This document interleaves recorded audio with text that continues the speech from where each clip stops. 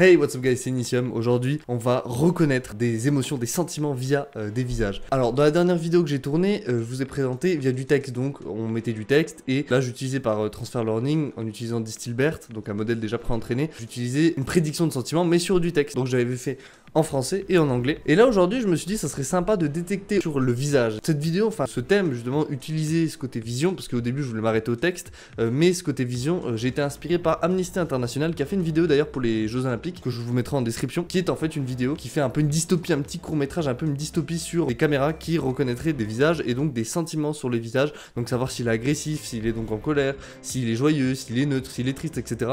Et donc par exemple appeler la police ou quoi, selon les sentiments détectés, bref, une grosse dystopie pour dénoncer un peu le tracking en fait, des visages, la reconnaissance faciale et aussi donc l'analyse en plus des émotions.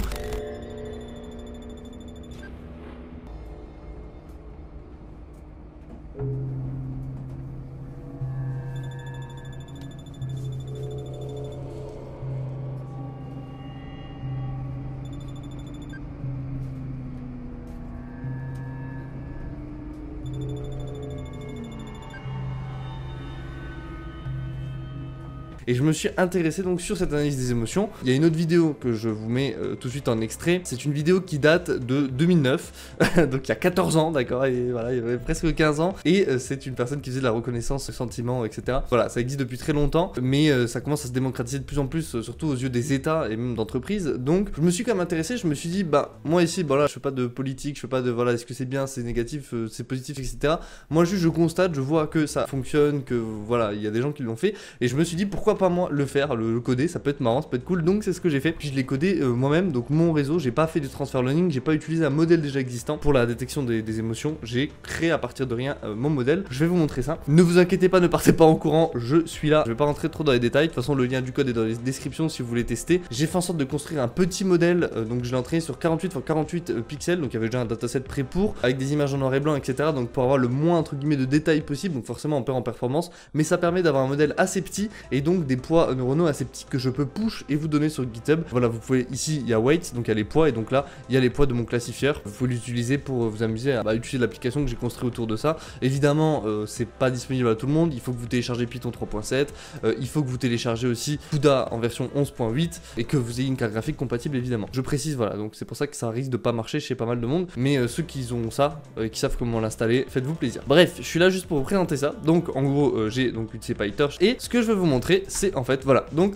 j'ai codé moi, mon petit, alors je savais pas trop pour tous les spécialistes, etc. Je sais pas si c'est bien. Moi, voilà, dans la computer vision, bah, je débute quoi. J'en ai fait un petit peu dans mon master, mais sans plus. C'était qu'un seul projet, donc j'ai essayé de le faire avec mes connaissances et puis à l'aide du tuto, etc. Donc j'ai mis donc 32 neurones, j'ai mis une couche de convolution, après une couche de batch normalisation, donc qui va permettre de normaliser après ma couche d'activation. J'ai mis du pooling évidemment pour faire la réduction. J'ai mis un drop-off de 50% qui va désactiver aléatoirement 50% des neurones pour éviter l'overfitting. Puis j'ai remis encore donc une autre couche de convolution, là vous pouvez le voir ici, une autre couche de batch, un dropout, ensuite la couche linéaire, coupe de dropout, linéaire, dropout, linéaire, puis bon voilà évidemment les 7 classes pour les classifications en linéaire, et ensuite j'ai fait ma forward. Je sais pas si c'est bien ou si c'est pas bien, en tout cas j'ai essayé de créer la meilleure chose, c'est ça donc le réseau de neurones, l'architecture que j'ai construit. Donc j'ai utilisé des CNN tout simplement, j'ai pas utilisé de modèle par transfer learning déjà existant, déjà des structures existantes, j'ai créé moi un petit réseau, et puis voilà, je trouvais que c'était plutôt intéressant que juste tout le temps voilà faire du transfer learning quoi, ou prendre déjà un modèle existant. On a nos classes, donc là bon évidemment vu que j'utilise les data ici, angry, discuss, fear, etc. Vu que j'utilise un image folder, il faut savoir donc ça je l'ai appris,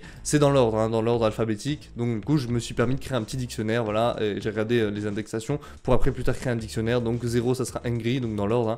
1 ça sera disgust, fear, etc.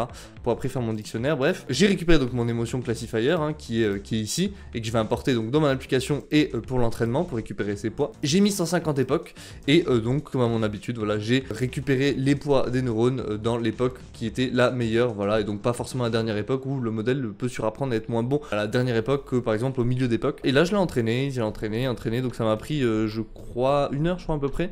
1 heure d'entraînement, bah forcément, vu que c'est pas du transfer learning et que j'entraîne à partir de rien, forcément il doit tout apprendre, et donc training time 41 minutes, voilà, avec une accuracy de 56%, voilà, j'étais plutôt content, mais vous allez voir, il marche vraiment bien. Voilà, il y a ça, son train loss, validation loss, on voit qu'il apprend quand même pas mal. Et aussi petite précision, c'est qu'en fait là dans les datas ici, les images en fait sont déséquilibrées. Par exemple j'ai 4000 images Hungry, j'ai 400 images Discus, j'ai 5000 images Fear, j'ai pas le même nombre d'images, donc j'avais envie d'entraîner sur toutes les images.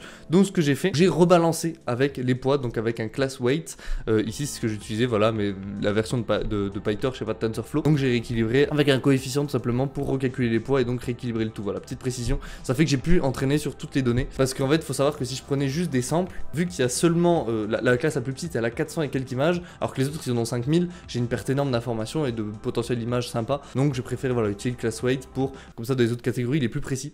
Et donc ça me permet de gagner en information. Donc c'est pour ça, voilà, je préfère équilibrer avec ce coefficient. Donc j'entraîne, c'est plutôt sympa. Et là, je sauvegarde donc mes petits poids qui sont ici dans Weights, que vous pouvez retrouver sur le GitHub, puisqu'ils sont pas grands, hein, ils font 18 MO à peu près. Et là, j'ai mon application, voilà, donc pareil, l'application ici, j'ai juste à réimporter mon Emotion Classifier, donc lui par défaut forcément. D'abord, je la place donc sur mon GPU, parce qu'il est entraîné en plus dessus, et je lui charge ici le dictionnaire de ses poids, donc des meilleurs poids, et je le mets en mode évaluation, et puis je peux faire mes prédictions. Alors, faut savoir ici, j'avais envie de faire d'abord, donc, parce que là, lui, il est entraîné à reconnaître les émotions sur des images qu'on lui donne, donc des visages, mais il n'est pas entraîné à reconnaître des visages, voilà, donc il va plutôt reconnaître des émotions. Et donc pour un tracking, ça peut être plutôt compliqué. En plus, forcément, comme je vous l'ai dit, vu que c'est des images noir et blanc, en 48x48 et tout pour optimiser. D'ailleurs, vous pouvez le retrouver ici, si vous regardez bien. J'ai dû faire en sorte, vu que dans l'entraînement, j'ai resize à 48x48, la plupart des données sont en 48x48 et en noir et blanc, c'est ce que j'ai dû faire ici, où j'ai dû voilà, mettre différentes couleurs de gris et le resize, et bon, le mettre en tenseur, mais ça c'est normal. Et j'ai utilisé tout simplement via OpenCV un modèle, Ars Cascade. En fait, c'est un modèle qui est déjà entraîné, qui est proposé par la librairie open source, OpenCV. C'est un modèle de face detection, voilà, qui est déjà entraîné.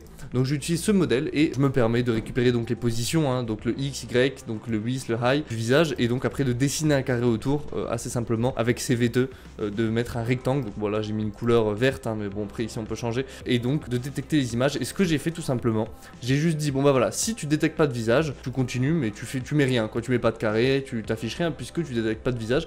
Par contre, si tu détectes une image, donc via ce modèle, alors ce que tu fais, donc tu utilises ce modèle pour détecter l'image et faire du tracking, tu récupères donc les coordonnées, forcément, pour faire le tracking, donc continuellement, hein, dans la boucle, et ensuite, tu vas récupérer donc l'image, hein, et cette image tu vas la mettre dans le modèle qu'on a construit, donc notre modèle ici, qui je vous le rappelle est là, voilà, qu'on a apporté, qu'on a mis en mode évaluation. Dans ce modèle on met l'image tout simplement, puis il va faire la prédiction sur cette image, et donc on va récupérer, comme je l'avais dit pour l'analyse d'émotions via texte, on récupère l'argmax, donc la probabilité la plus haute dans les différentes catégories. Donc parce que là il va nous ressortir par exemple ici la classe 0, il y a je sais pas 0,02% de chance, la classe 1 0,05, la classe 2 par exemple si c'est de la peur 0,95. Donc bon bah là ça sera le argmax, donc le plus haut, donc ça va être lui qui va être choisi. Et donc vu qu'on remplace le 2 par peur, bah ça va être écrit émotion détectée de la peur, au lieu que ça soit écrit émotion détectée 2.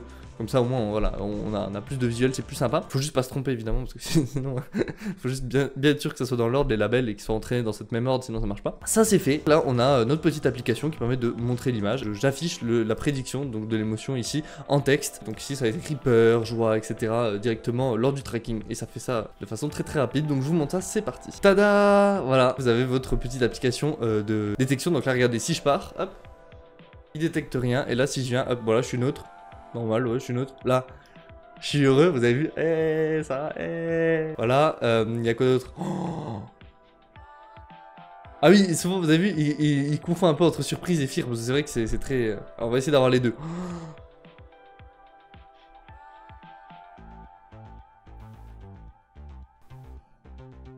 Si vous vous abonnez pas, bah je suis triste. Abonnez-vous. Voilà, globalement, non. Oh. Hey. J'adore. Bref, je peux passer des heures là-dessus, je suis un enfant. Donc voilà, pour le projet de détection, vous avez vu, ça détecte bien le visage. Il détecte super bien, donc tristesse, neutre, colère, joie, peur, surprise, bref, il les détecte bien. Et je suis plutôt content pour un modèle qui, voilà, m'a pris 1 heure à entraîner, et puis que j'ai créé moi, un réseau que j'ai fait moi. Donc c'est sûr que je pense qu'il y a plein de moyens de l'améliorer et tout, mais voilà, je trouvais que c'était plutôt sympa comme expérience. Donc j'espère que cette vidéo vous a intéressé, c'était plutôt sympa à faire. C'était Initium, dans une prochaine vidéo. Likez, abonnez-vous. Salut!